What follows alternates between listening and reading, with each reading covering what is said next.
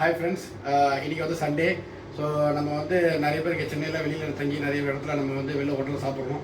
So இன்றைக்கி ஒரு நாள் நம்ம வீட்டில் ட்ரை பண்ணலான்னு ஒரு ஆசை. ஸோ இங்கே பார்த்தீங்க அப்படின்னா ஒரு பேச்சுலர்ஸ் பிரியாணி மாதிரி ட்ரை பண்ணிகிட்ருக்கோம்.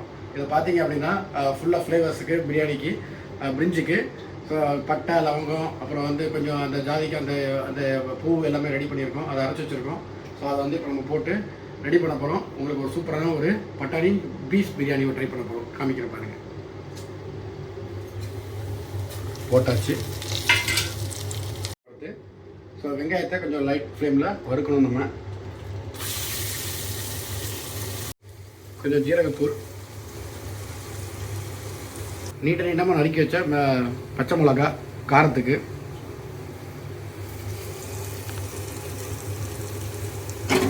பூண்டு, இஞ்சி பூண்டு பேஸ்ட்டு அரைச்சி வச்சுருந்தது, கொஞ்சம் சில்லி பவுடர், ஊற வச்ச பச்சை பட்டாணி. ஸோ இது கொஞ்சம் போட்டால் இன்னும் கொஞ்சம் டேஸ்ட் நல்லாயிருக்கும். ஸோ கொஞ்சம் கல் உப்பு. ஸோ சால்ட் உப்பை வந்து யூஸ் பண்ணாதீங்க. அதில் வந்து நிறைய பிரச்சனை வருது யூஸ் பண்ணுறதுனால. கிட்னி வந்து ப்ராப்ளம் வருது. ஸோ பெட்டர் நீங்கள் வந்து கல் உப்பை யூஸ் பண்ண ட்ரை பண்ணுங்கள்.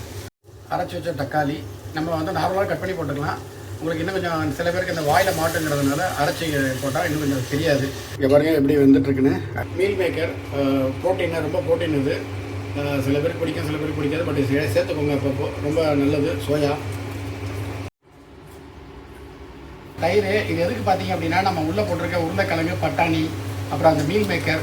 ஸோ இதெல்லாம் வந்து என்ன ஆகுனா கொஞ்சம் இலக்கம் கொடுக்கும். கொஞ்சம் வந்து அந்த ஹார்ட்னஸை வந்து கொஞ்சம் சாஃப்ட்னஸ் பண்ணி இது வந்து நீங்கள் பார்த்தீங்கன்னா நான்வெஜ்லேயும் பார்த்தீங்கன்னா அந்த மீட்லாம் போடும்போது தயிர் போடுவாங்க. எதுக்குன்னா அந்த மீட்டோட சாஃப்ட்னஸ் கொஞ்சம் யூஸ் பண்ணுறதுக்கு. ஸோ நம்ம போட்டதெல்லாம் கொதி வந்துருச்சு. இப்போ அரிசி போட வேண்டியதான். ஸோ இப்போ நம்ம வந்து 2 டம்ளர் அரிசி எடுத்துருக்கோம். ஸோ 2 டம்ளர் அரிசிக்கு 4 டம்ளர் தண்ணி இப்போ ஊற்றிருக்கோம். ஸோ பிரியாணி தானே, ஸோ அதனால் ஒரு 2 விசில் விட்டால் போதும். டக்குன்னு வந்து இதாகிடும். பார்க்கலாம். அதை போட்டுட்டு பிரியாணி ரெடி ஆனதும் உங்களுக்கு காமிக்கிறேன். சூடான biryani, vegetable biryani ready. Bachelors biryani இது. அப்படி இப்படி இருக்கும், பட் டேஸ்ட் நல்லாவே இருக்குது. டேஸ்ட் பண்ணி பார்த்தேன், போனால் நல்லா இருக்குது.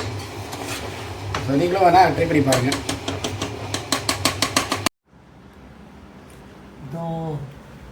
பார்க்கணும், வந்து பார்க்கணும். ரைட்.